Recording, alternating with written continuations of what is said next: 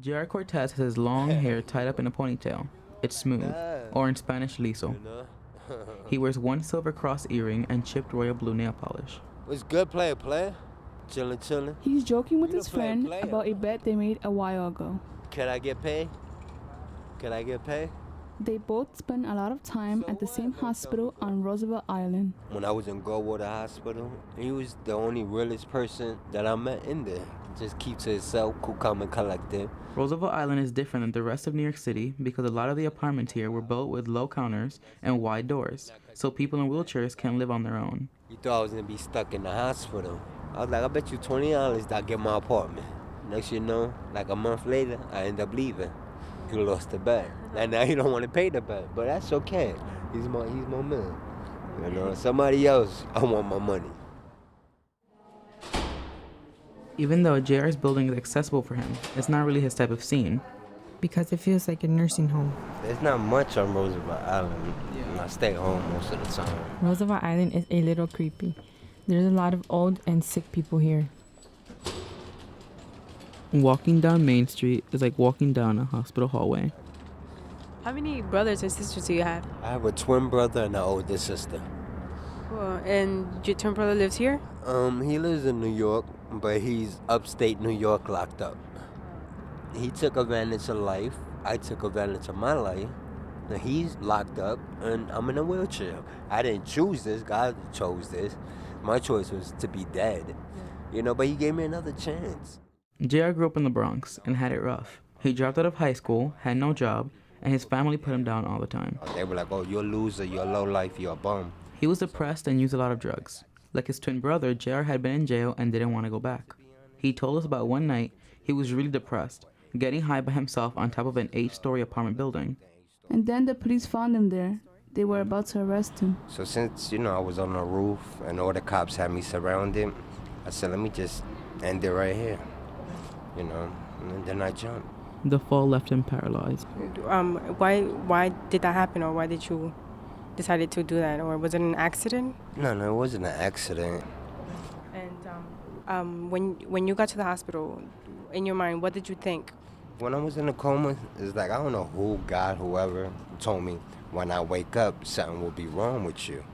So when I woke up and they told me that, I accepted it. Yeah, he accepted the fact that he can't move his legs. But you would think that if he's paralyzed, he would feel numb. But it's not like that. He's in so much pain all the time that he describes it as living in hell. So the nerves is telling, their legs to get up and walk, but it's not doing it. So the mind and the nerves are just fighting each other. So it's like I'm being electrocuted every day, every minute. When I start crying and screaming, that's when the suicide things comes in my head. Because, if there wasn't no medication in this world, I think I would have gave up. So when you take medication, how does it feel? Like you don't feel no pain, or you feel some? No, it calms down the pain. Out of 100, you could say it could help me 80%. JR feels like his doctors don't give him enough pain medication. He runs out of pills halfway through the month. Sometimes patients don't receive appropriate pain treatment. This is Vince Bonham. He's a researcher that found out that some patients don't get as much pain medication because of their race.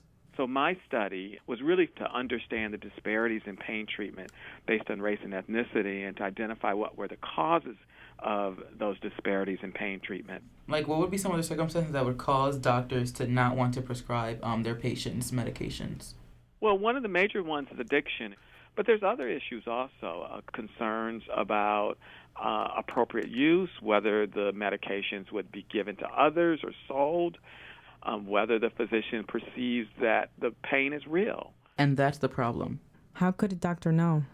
I wouldn't wish this on nobody, but maybe only just for one day, let the doctors and, other ignorant people that abuse the medication feel what pain is.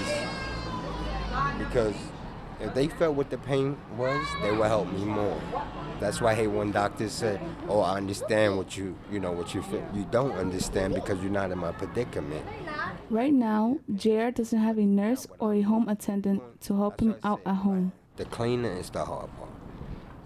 I do it on my own as best as I can, but there's only so much I could do. I feel uncomfortable when I open the door and I see all y'all. I'm like, I wish I could be happy and like come in and sit down, relax. But, you know, I'm not a nasty person. If I wanted to be nasty, I would be like, come in my nasty house. My name is Oscar and stuff. You know, I live in the garbage and stuff, you know.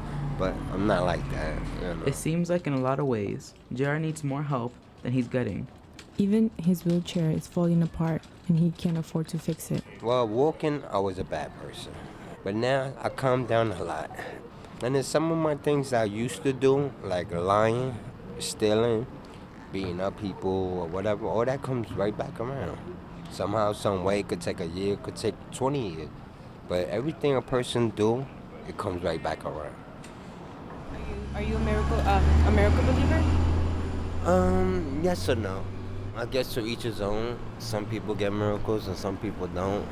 Yeah. You know, because if it was a miracle, I wouldn't be in the pain. But I guess this is a punishment. What's something that makes you keep going on every day? I guess because, be honest, once I open my eyes, I'm here. I have no choice but to keep going. You know, so I guess that's what makes him go on, that I wake up to see another day. Before meeting JR, I expected someone in his situation to just give up. Yet he's not. And that's inspiring. And I make myself happy, you know, somehow, somewhere.